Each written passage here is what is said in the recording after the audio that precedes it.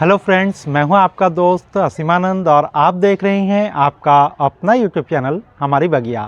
दोस्तों, आज आप देखेंगे कि यहाँ पर जो है कितने सुंदर सुंदर फूलों से भर चुका है मेरे ये बोगनवेलिया का पौधा। और इसमें भी दिखाऊं तो यहाँ भी फूलों से भर चुका है, इसमें भी भर चुका है, और पीछे में अगर दिखाऊं तो इस वाले पौधे में भी भर चुका है। तो ये जो बोगनवेलिया है किस तरह से इतने सारे फूल आ रहे हैं और इससे भी ज़्यादा किस तरीके से आएंगे, तो सारे उपाय मैं आपको बताने वाला हूं। और साथ में आप मेरे हाथ में ये कुछ फर्टिलाइज़र देख रहे हैं जिसका यूज़ करके आप बोगनवेलिया में बहुत सारे जो फूल है वो ले सकते हैं। तो चलिए इन फर्टिलाइज़र के बारे में भी बताता हूं और इसकी केयर कैसे करनी है इसके बारे में भी आपको आज के वीडियो में बताता हूँ। दोस्तों, चाहे गर्मियों का मौसम हो, चाहे सर्दियों का मौसम हो और चाहे बरसात का, बोगनवेलिया एक ऐसा फूल है जो कि हमेशा आपको फूल देता रहता है। और चाहे तपती धूप हो या गर्मी हो या सर्दी का मौसम हो, तो सब समय जो है इसमें फ्लावरिंग होती रहती है। इसका कोई निश्चित टाइम नहीं है कि इस समय ही इसके फ्लावर रहेंगे। फिर भी जो गर्मियों के शुरुआत के दिन हैं उसमें काफ़ी अच्छी फ्लावरिंग होना इसमें शुरू हो जाता है। तो मेरे पास जो है ये 3 बोगनवेलिया के पौधे हैं और तीनों में ही आप देख पा रहे होंगे कि फूलों से ये जो पौधा है पूरी तरीके से भरा हुआ है। दोस्तों, ये जो बोगनवेलिया है मुख्यतः 2 प्रकार के ही होते हैं। एक तो जो आप देखते हैं कि ये जो पौधे हैं इस तरह के होते हैं और इसमें सिंगल पेटल बोगनवेलिया ये कहलाता है, क्योंकि इसके पेटल इस तरह से सिंगल सिंगल होते हैं, अलग अलग होते हैं। और इसके जो फूल हैं वो झड़ते रहते हैं। कुछ फूल हुए, फिर हवा जब तेज़ चलती है तो थोड़ा सा सूखने के बाद झड़ते रहते हैं, नीचे गिरते रहते हैं, लेकिन फूल देखने में काफ़ी अच्छा लगता है।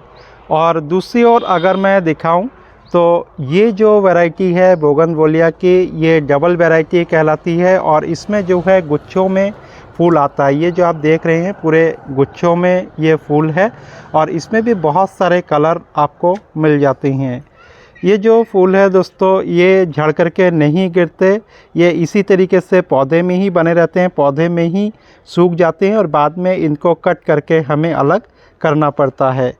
दोस्तों, ऐसे तो ये दोनों ही वैरायटी के जो फूल है वो काफ़ी अच्छे लगते हैं, ये वाले भी अच्छे लगते हैं और ये वाले भी। लेकिन अगर आपके पास समय की थोड़ी कमी है तो ये वाला फूल रखना ज़्यादा बेटर है, क्योंकि इसमें आपको साफ़ सफाई करने में फिर दिक्कत नहीं होगी। अगर आपके पास इस तरह के पौधे हैं तो इसमें जो फूल झड़ते रहते हैं रोज़ाना थोड़े थोड़े, तो आपको थोड़ा सा उसको साफ़ करते रहना पड़ता है। लेकिन इस तरह के फूल होंगे तो पौधे में ही ये सूखेगा और जब भी आपको समय मिले तब आप सूखे फूलों को कट कर सकते हैं। बाकी दोस्तों, फूल आने के लिए जो फर्टिलाइज़र है वो तो मैं बताऊंगा ही, लेकिन साथ में कुछ एक उपाय और भी है।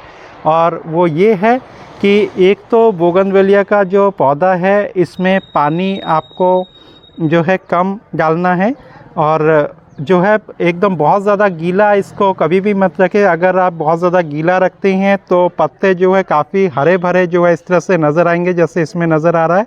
तो इसमें जो है वाटरिंग थोड़ी ज़्यादा हो गई है, तो इस वजह से इतने ज़्यादा पत्ते हरे भरे हो गए हैं। और एक तरीका और है कि इनके जो पत्ते हैं इनको आप जो है तोड़ते रहें। ज़्यादा पत्ते जो है जैसे ही आपको टाइम मिले तो रोज़ाना इस तरीके से इनके पत्तों को हटाते रहें। तो पत्ते अगर कम रहेंगे तो फूलों को एनर्जी ज़्यादा मिलेगी और फ्लावरिंग से जो है पूरा पौधा भरा हुआ दिखाई देगा।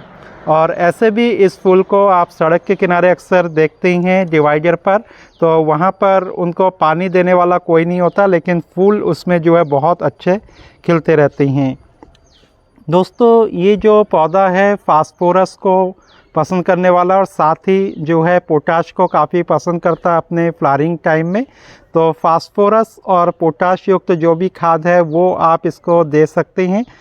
दोस्तों ऐसे तो मेरे पास ये कुछ खाद है, लेकिन इस खाद के बारे में बताने से पहले जो है मैं आपको ये बताऊंगा कि जब भी आप इस तरह का बोगनवेलिया का पौधा लाते हैं कभी भी जो है नर्सरी से, तो छोटा सा पौधा आपको मिलता है तो उसको कभी भी तुरंत आप रिपोर्ट ना करें, बल्कि छोटे पॉट में जिसमें लगा हुआ है उसी में ही महीने 2 महीने लगा रहने दें।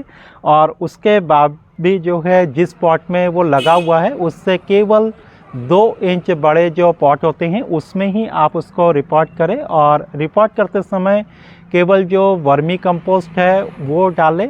वर्मी कंपोस्ट जो है 30% के लगभग, या जो काऊ डंग होता है उसको भी ले सकते हैं उसकी जगह पर, या किचन वेस्ट। तो कुल मिलाकर के खाद की मात्रा 30% ही आप डालें इस तरह के जो खाद है। और बाकी जो है इसके अलावा आप गार्डन सॉइल ले सकते हैं और थोड़ा सा जो रेता है वो आप इसमें मिला दें। और रेते के अंदर जो बजरी होते हैं छोटे छोटे, तो बजरी को भी आप इसमें मिला दें। और ये सब मिला करके आप मिट्टी बनाएंगे तो मिट्टी जो है काफ़ी हल्की बनेगी उसमें।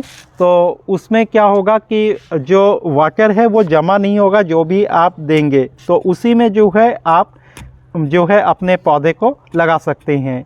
उसके बाद से जो है आपको उस समय कुछ भी नहीं देना है, और उसके 1-2 महीने बाद से आप थोड़ा थोड़ा खाद को अप्लाई इसमें कर सकते हैं। बाकी इस समय जो यहाँ पर पौधा देख रहे हैं ये बड़ा भी हो चुका है काफ़ी ज़्यादा, और इस पेंट की बाल्टी में है। लगभग इनकी जो उम्र है वो 2.5 से 3 साल हो गई है, और ये जो है मैंने एक पेंट की बाल्टी में कर रखा है। इसमें जो है अब थोड़ा सा हम खाद को भी अप्लाई करेंगे ताकि हमारी जो ये फ्लावरिंग है वो कंटिन्यूस होती रहे।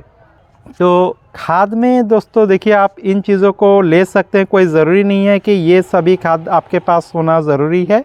इनमें से जो कुछ भी हो वो आप अप्लाई कर सकते हैं। अगर मैं बात करूं इस खाद की तो नॉर्मली ये सभी जगह पर मिल जाता है, ये डीएपी है। तो ऐसे तो ये जो डीएपी है ये रासायनिक खाद है, लेकिन अगर आप फ्लावर को ज़्यादा चाहते हैं तो डीएपी जो कि आसानी से उपलब्ध हो जाता है तो वो आप दे सकते हैं। या इसके अलावा डीएपी का जो काम करता है वो ये काम करता है, ये जो है बोन मिल है, और बोन मिल में जो है काफ़ी अच्छा फास्फोरस होता है। डीएपी में भी फास्फोरस मिला हुआ रहता है। अमोनिया डायाफॉस्फेट ये जो है डीएपी होता है। तो इसके अलावा अगर आपके पास सुपर फास्फेट है, सिंगल सुपर फास्फेट, तो वो भी दे सकते हैं। तो सिंगल सुपर फास्फेट हो या आपके पास बोन मिल हो या इस तरह का डीएपी हो, तीनों में से देंगे तो हो जाएगा। बोन मिल हो तो ये बेटर है क्योंकि ये ऑर्गेनिक है, लेकिन हर जगह अवेलेबल नहीं हो पाता। बाकी सभी लोग जो है इसको यूज़ करना भी नहीं चाहते अपने फूलों में, तो जो लोग डीएपी यूज़ कर सकते हैं तो वो यूज़ कर सकते हैं। तो अगर आप डीएपी देती हैं तो आप जो है इतना ही सी मात्रा जो है, लगभग ये आधा चम्मच है, तो ये 3 साल का जो पौधा है इसमें मैं दे रहा हूँ। बाकी अगर जो है आपका पौधा छोटा है तो आप इसकी मात्रा को कम कर सकते हैं। अगर 1 साल का है तो आधे चम्मच से भी थोड़ा कम आप दे सकते हैं। बाकी इसके अलावा जो है अगर मैं कहूँ कि बोन मिल आप अगर यूज़ करना चाहे तो इसको भी आप इसी तरीके से जो है लगभग इतना आधे चम्मच से थोड़ा सा ज़्यादा भी आप चाहे तो यूज़ कर सकते हैं। तो इसको जो है मैं इस पौधे में डाल रहा हूँ बोन मिल को। तो इस तरीके से यहाँ मैंने बोन मिल को यूज़ किया है। और दोस्तों इसके अलावा जो है आपको फास्फोरस के अलावा इस तरह की जो ये चीज़ है ये भी इस्तेमाल करना होगा। ये जो है पोटाश है। पोटाश दोस्तों मार्केट में आपको 2 तरीके का मिल जाएगा। एक तो लाल पोटाश जो कि इसी तरीके का दानेदार होता है, लेकिन उसका जो कलर होता है वो रेड होता है, तो वो रासायनिक है। दूसरा इस तरह का पोटाश आपको मिल जाएगा, बिल्कुल काले काले रंग का, और बहुत छोटे छोटे इसमें जो है दाने हैं, बिल्कुल राख जैसा लगता है ये।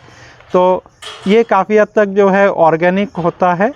तो इसको भी आप चाहे तो इस तरीके से आधे चम्मच से भी कम जो है आप अप्लाई कर सकते हैं अपने इन पौधों में। चाहे तो ये दोनों जो है आप साथ साथ मिला करके दे दें, चाहे तो 2-4 दिन 5 दिन के अंतराल में आप इसको दे सकते हैं। तो इसमें भी मैं ये चीज़ दे दूँगा।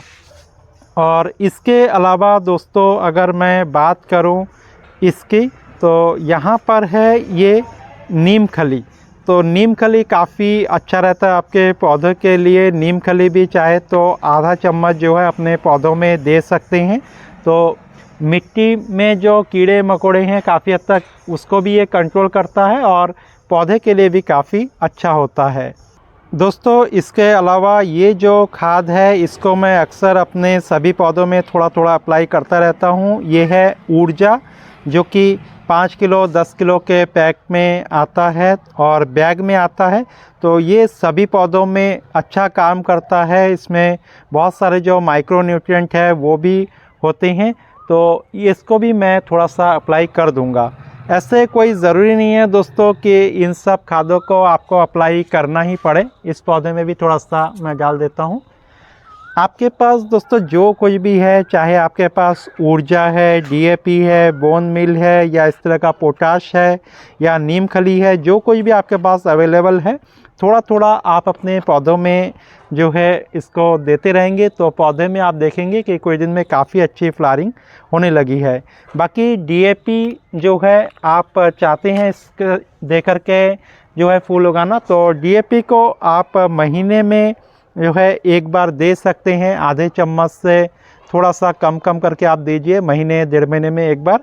तो इस तरह से जो फ्लावरिंग है काफ़ी अच्छी होगी। हालांकि मैं तो डीएपी का यूज़ बहुत कम करता हूँ, कभी कभार ही करता हूँ। मोस्टली जो ऊर्जा मैंने आपको दिखाया है तो उसी का बैग मैंने ख़रीद लिया था, तो उसी को ही मैं यूज़ करता हूँ बीच बीच में। बाकी डीएपी वगैरह कभी कभार मैं ला करके थोड़ा सा डाल देता हूँ। और मोस्टली जो लिक्विड फर्टिलाइज़र है दोस्तों उसी का यूज़ करता हूँ। आपको पता है दोस्तों मेरे पास जो केले के छिलके का लिक्विड फर्टिलाइज़र है, सरसों की खली का लिक्विड फर्टिलाइज़र है, सब्जियों के छिलकों का फर्टिलाइज़र है। तो ये सारी चीज़ें मेरे पास अवेलेबल रहती है। तो बीच बीच में मैं पानी के साथ मिला करके इन सभी पौधे में उसको देता रहता हूँ। तो इसी तरीके से जो ये सारे पौधे हैं मेरे चल रहे हैं और बहुत अच्छी जो फ्लावरिंग है वो भी हो रही है। दोस्तों अगर इस पौधे में मैं कटाई छटाई की बात करूं, तो जैसे ही फूल इसमें सूख जाते हैं तो वैसे ही फूलों को आपको कट करना होगा। और इनके जो ब्रांचेस है, अगर आपको बहुत ज़्यादा ओवर लॉन्ग लग रहा है तो आप ब्रांचेस को कट कर सकते हैं, थोड़ा छोटा कर सकते हैं। तो नए नए ब्रांचेस भी निकलते जाएंगे और उन नए ब्रांचेस में भी फिर फ्लावरिंग होती जाएगी। बाकी अगर आपको पौधों में खाली फूल ज़्यादा रखना है तो आप इन जो भी ब्रांचेस है उसको इस तरह से बैंड कर सकते हैं। बहुत जगह आपने देखा होगा फूलों के शो में कि बैंड किए हुए रहते हैं और पूरे पौधे में पत्ता जो है नज़र नहीं आता, केवल जो है फूल नज़र आते हैं। तो ये जो भी लंबे लंबे ब्रांचेस है इसको आपस में जो है आप बैंड कर सकते हैं, एक दूसरे के अंदर फंसा सकते हैं। तो पौधा जो है बिल्कुल झाड़ीनुमा नज़र आएगा और फ्लावरिंग भी जो है उसमें काफ़ी अच्छी आपको नज़र आएगी। दोस्तों अगर मैं बात करूं इस फूल के रिपोर्टिंग की, तो जब छोटा पौधा हो तो साल में एक बार आप इसको रिपोर्ट कीजिए। जिस पॉट में लगा हुआ है उससे 2 इंच बड़े पॉट में आप इसको रिपोर्ट कर सकते हैं। और जब पौधा जो है बड़ा हो जाए, आप रिपोर्ट करने में जो है असुविधा महसूस करते हैं तो रिपोर्ट करने की उस समय ज़रूरत नहीं है।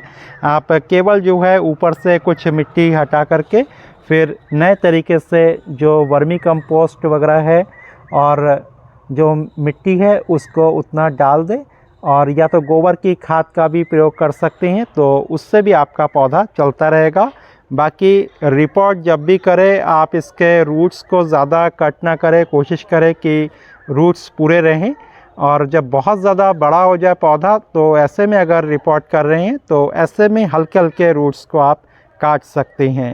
तो मुझे लगता है कि आज के वीडियो जो है आपके लिए काफ़ी फ़ायदेमंद रहा होगा और आप भी जो है इसी तरीके से अपने बोगनवेलिया को फर्टिलाइज़ करेंगे और साल भर इस पौधे से फूलों को लेते रहेंगे। आज के लिए बस इतना ही। कल फिर मिलते हैं एक नए वीडियो में। तब तक के लिए दीजिए विदा और देखते रहिए हमारी बगिया। नमस्कार।